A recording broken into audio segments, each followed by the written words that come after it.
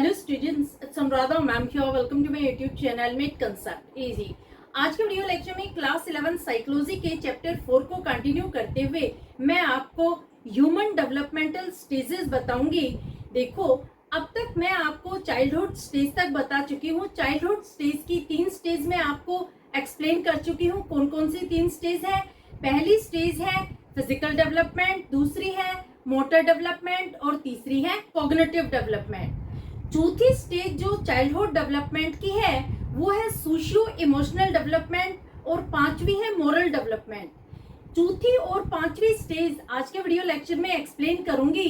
कौन कौन सी 2 स्टेजेस हैं?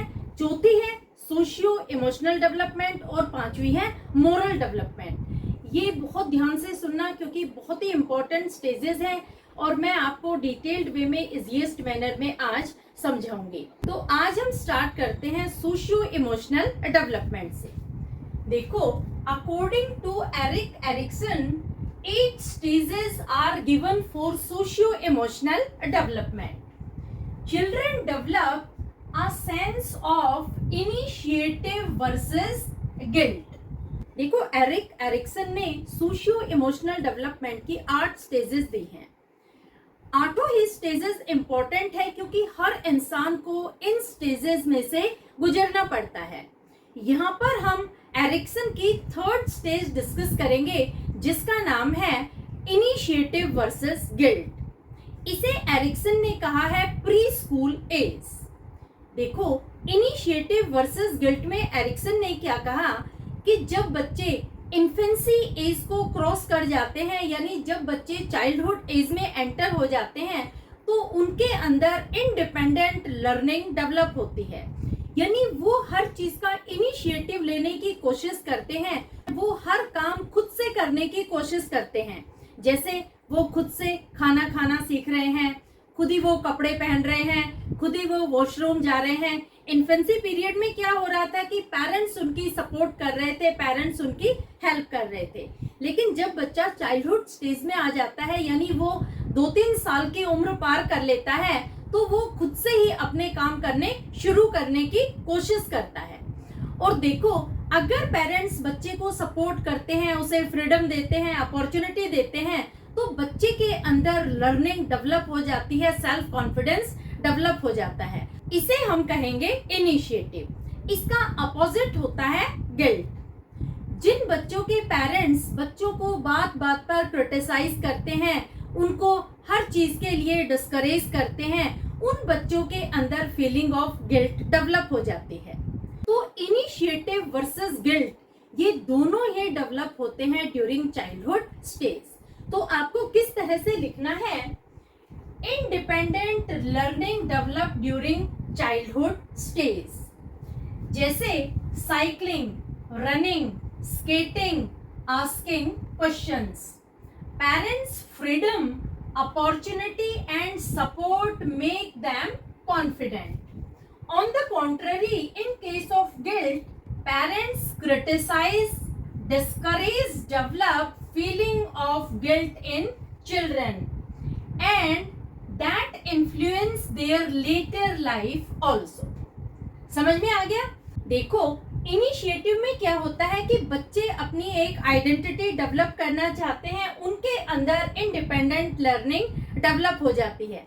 जैसे बच्चे साइकिलिंग करना सीख रहे हैं, वो रनिंग करना सीख रहे हैं, स्केटिंग करना सीख रहे हैं और पेरेंट्स से तरह तरह के क्वेश्चन पूछते हैं।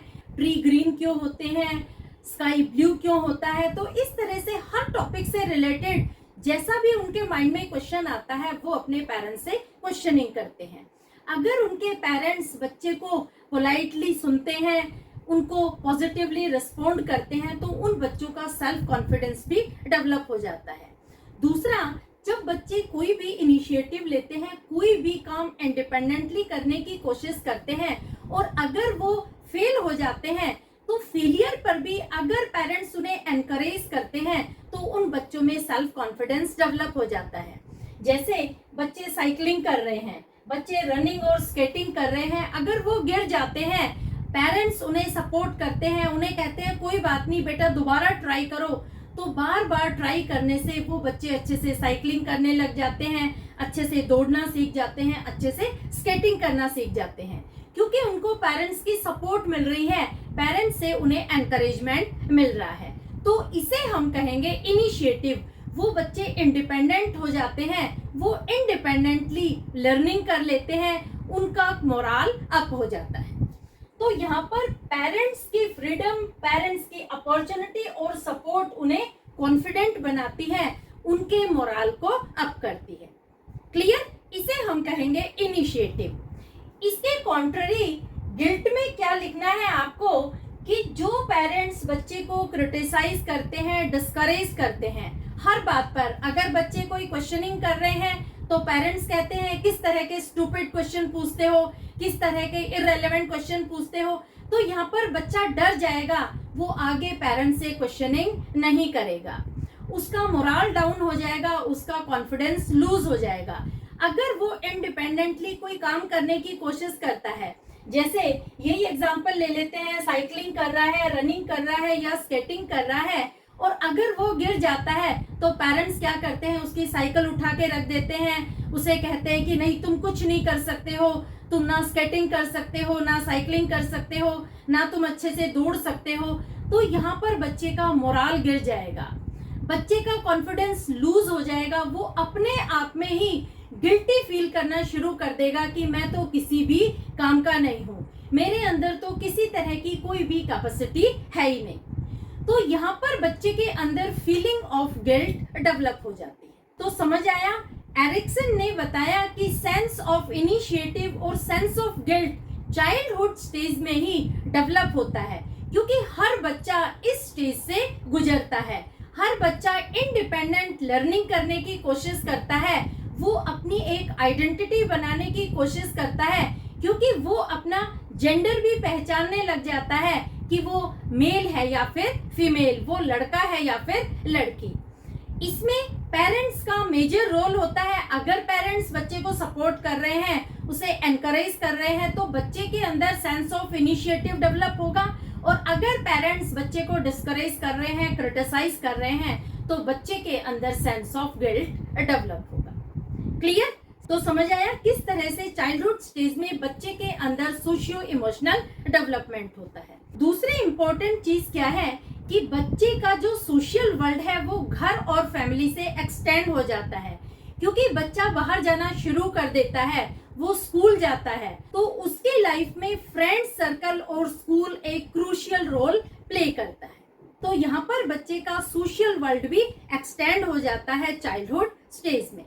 अब देखो, और इसमें इंपॉर्टेंट पॉइंट है अर्ली चाइल्डहुड और लेट चाइल्डहुड के बारे में। अर्ली चाइल्डहुड में बच्चा डिफाइन करता है फिजिकल कैरेक्टरिस्टिक, और लेट चाइल्डहुड स्टेज में बच्चा डिफाइन करता है इंटरनल कैरेक्टरिस्टिक को। देखो, ये बहुत इंपॉर्टेंट है डिफरेंशिएट करना कि अर्ली चाइल्डहुड पीरियड में बच्चा कौन से कैरेक्टरिस्टिक डिफाइन करता है और लेट चाइल्डहुड पीरियड में बच्चा कौन से कैरेक्टरिस्टिक। जब बच्चे का अर्ली चाइल्डहुड पीरियड होता है तो सिर्फ फिजिकल कैरेक्टरिस्टिक पर वो फोकस करता है। फिजिकल कैरेक्टरिस्टिक कौन से होते हैं? जो चीजें बच्चों के सामने एग्जिस्ट होती है, जो उसे दिखाई देती है। जैसे बच्चा कहता है she is a girl, I am tall, मेरे काले बाल हैं। तो जो चीजें बच्चों को दिखाई दे रही है, जो चीजें विजिबल है, वहां तक ही बच्चों के लिमिट होती है अर्ली चाइल्डहुड स्टेज में। जबकि जो लेट चाइल्डहुड स्टेज होती है उसमें बच्चे इंटरनल कैरेक्टरिस्टिक भी डिफाइन करने लग जाते हैं। इंटरनल कैरेक्टरिस्टिक होती है बच्चे की ट्रेट, बच्चे की क्वालिटीज। जैसे बच्चा कहता है I am smart, I am intelligent, मुझे बहुत ज्यादा प्राउड फील होता है जब मुझे टीचर्स असाइन करते हैं रिस्पॉन्सिबिलिटी। तो ये सारी चीजें होती है इंटरनल कैरेक्टरिस्टिक जो बच्चा डिफाइन करता है लेट चाइल्डहुड स्टेज में। तो दोनों स्टेजेस के डिफरेंस आपको अच्छे से क्लियर हो गए कि अर्ली चाइल्डहुड स्टेज में बच्चा फिजिकल कैरेक्टरिस्टिक पर फोकस करता है और लेट चाइल्डहुड पीरियड में बच्चा इंटरनल कैरेक्टरिस्टिक पर फोकस करता है। क्लियर? अब देखो, और भी इंपॉर्टेंट पॉइंट है reference to social group like music club and social comparison is made for example I scored more marks than my friend. अब देखो लेट चाइल्डहुड पीरियड में बच्चे का सोशल सेल्फ भी डेवलप होना शुरू हो जाता है। वो क्या करता है कि अपने आप को सोसाइटी से रिलेट करना शुरू कर देता है। बच्चा कहता है कि मैं स्पोर्ट्स क्लब से बिलोंग करता हूँ, मैं म्यूजिक क्लब से बिलोंग करता हूँ, यानी वो अपना जो रेफरेंस दे रहा है वो सोसाइटी से रिलेट करके दे रहा है, सोशल ग्रुप से अपने आप को वो एसोसिएट करके बता रहा है कि मैं कौन हूँ। तो यहाँ पर बच्चे का सोशल सेल्फ भी डेवलप होना शुरू हो जाता है। इसके साथ साथ बच्चा कंपैरिजन करना शुरू कर देता है। वो कहता है कि मेरे अच्छे मार्क्स आए हैं मेरे फ्रेंड से, मैं अपने फ्रेंड से ज्यादा तेज दौड़ सकता हूँ। तो यहाँ पर बच्चा कंपैरिजन करना शुरू कर देता है दो और दो से ज्यादा लोगों के बीच में। जबकि जो अर्ली स्टेज होती है चाइल्डहुड की, उसमें बच्चा कंपैरिजन नहीं कर सकता। वो क्या कहेगा कि मेरे अच्छे मार्क्स आए हैं या फिर मैं तेज दौड़ सकता हूँ। लेकिन लेट चाइल्डहुड स्टेज में क्या होता है कि बच्चा सामने वाले स्टूडेंट से अपने आप को कंपेयर करता है कि मैं रोहन से तेज दौड़ सकता हूँ, मेरे अमित से ज्यादा मार्क्स आए हैं। तो यहाँ पर जो भी क्लास के स्टूडेंट्स होते हैं उनसे बच्चा कंपैरिजन स्टार्ट कर देता है। कंपैरिजन डेवलप हो जाता है लेट चाइल्डहुड स्टेज। क्लियर? तो ये सारा है सोशियो इमोशनल स्टेज के बारे में कि किस तरह से बच्चे के अंदर अर्ली चाइल्डहुड स्टेज और लेट चाइल्डहुड स्टेज में socio emotional development take place करता है। इसका एक स्क्रीनशॉट ले लो। अब मैं आपको बता रही हूँ मोरल डेवलपमेंट। देखो यहाँ पर भी एक साइकोलॉजिस्ट है कोहलबर्ग। कोहलबर्ग ने क्या कहा कि बच्चों के अंदर जो मोरल डेवलपमेंट होता है वो एज रिलेटेड होता है। उनके according children pass through various stages which are age related. Their approach about right and wrong is different at different stages. देखो कोहलबर्ग ने क्या कहा कि बच्चे अलग अलग स्टेज से गुजरते हैं तो एज के अकॉर्डिंग ही उनके अंदर मोरल डेवलपमेंट होता है। वो राइट और रॉन्ग को भी एज के अकॉर्डिंग ही डिफरेंशिएट कर पाते हैं। यानी अगर बच्चा छोटी एज का है उससे अगर आप राइट और रॉन्ग को डिफरेंशिएट करने के लिए कहेंगे तो उसका राइट और रॉन्ग को डिफाइन करने का अलग तरीका होगा। अगर आप एडोलसेंस से कहेंगे तो वो राइट और रॉन्ग को अलग तरीके से डिफरेंशिएट करेगा। तो एज रिलेटेड ही मोरल डेवलपमेंट होता है बच्चों में। अब देखो मोरल डेवलपमेंट को एक्सप्लेन करने के लिए कोहलबर्ग ने एक्सपेरिमेंट किया कुछ बच्चों पर।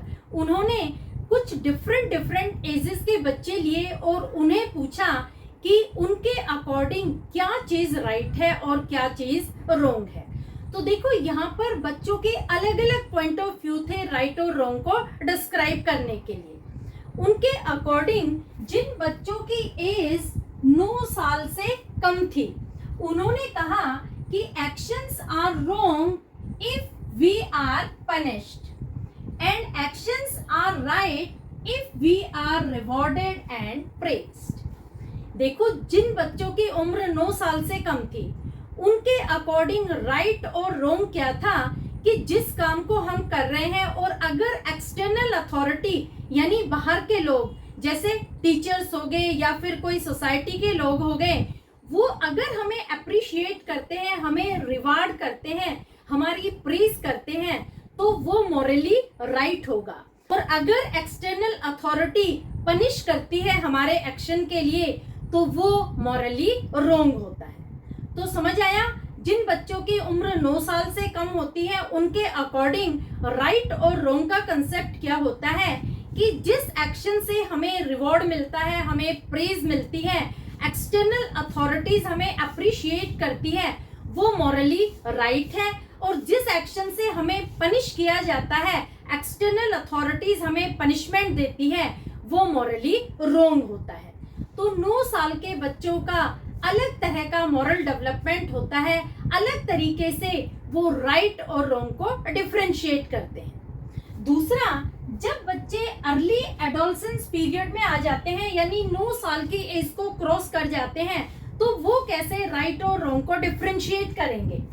उनके अंदर डेवलप हो जाती है moral reasoning through set of rules of others, for example family members and law.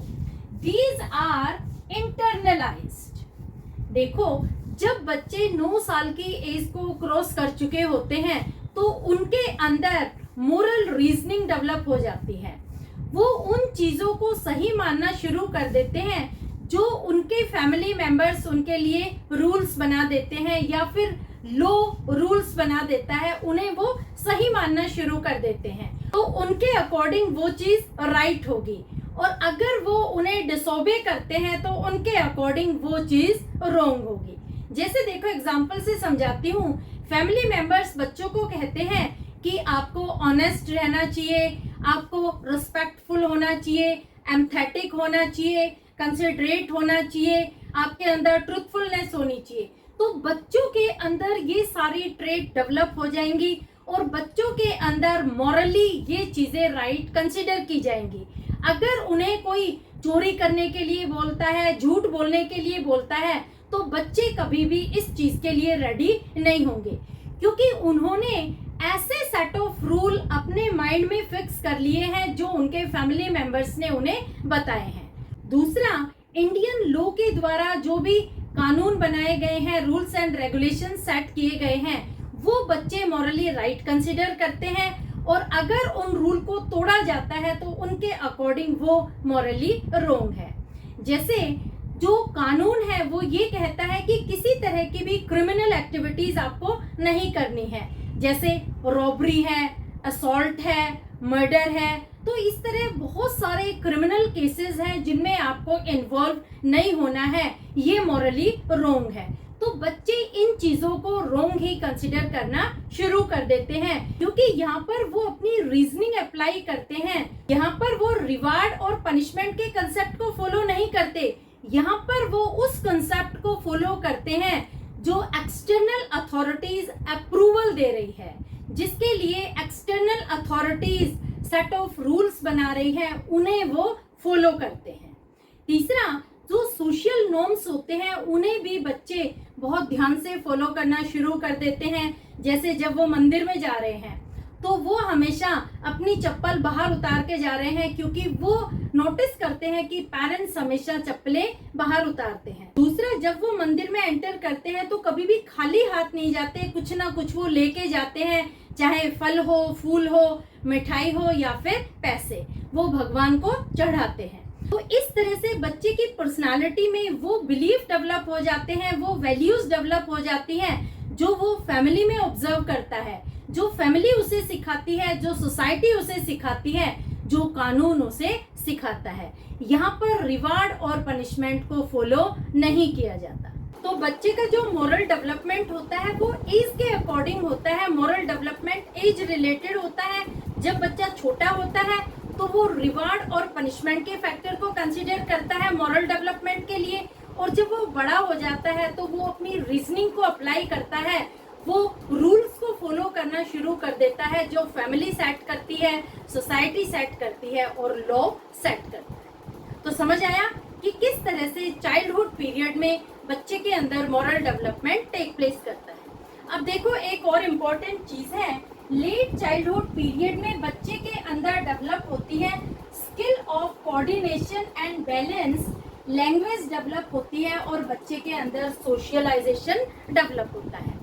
जब बच्चे का चाइल्डहुड पीरियड खत्म होने वाला होता है, यानी वो एडोलसेंस पीरियड में एंटर करने वाला होता है, उस समय बच्चे के अंदर कॉपरेशन डेवलप हो जाता है कि सोसाइटी में किस तरह से उसे कॉपरेट करके रहना है। शेयरिंग और केयरिंग स्किल्स डेवलप हो जाती है, बच्चे की लैंग्वेज डेवलप हो जाती है, वो सोशलाइज होना शुरू कर देता है, पीयर ग्रुप उसे पसंद आता है, फ्रेंड सर्कल वो डेवलप कर लेता है, फिर वो रिलेटिव्स के यहाँ जाना पसंद करता है, तो उसका सोशल वर्ल्ड भी एक्सटेंड होना शुरू हो जाता है। तो होपफुली आज के वीडियो लेक्चर में आपको चाइल्डहुड पीरियड में सोशल इमोशनल डेवलपमेंट और मोरल डेवलपमेंट दोनों ही अच्छे से क्लियर हो गए होंगे। चाइल्डहुड स्टेज आपकी आज खत्म हो जाती है। नेक्स्ट सेक्शन में हम पढ़ेंगे एडोलसेंस स्टेज। एडोलसेंस स्टेज में बच्चों के अंदर क्या क्या डेवलपमेंट होते हैं, ये सब मैं आपको बताऊंगी नेक्स्ट वीडियो लेक्चर में। लिंक अपने फ्रेंड्स को भी जरूर भेज देना ताकि उनको भी सारे टॉपिक अच्छे से क्लियर हो जाए डेवलपमेंटल स्टेजेस से related. Thank you so much.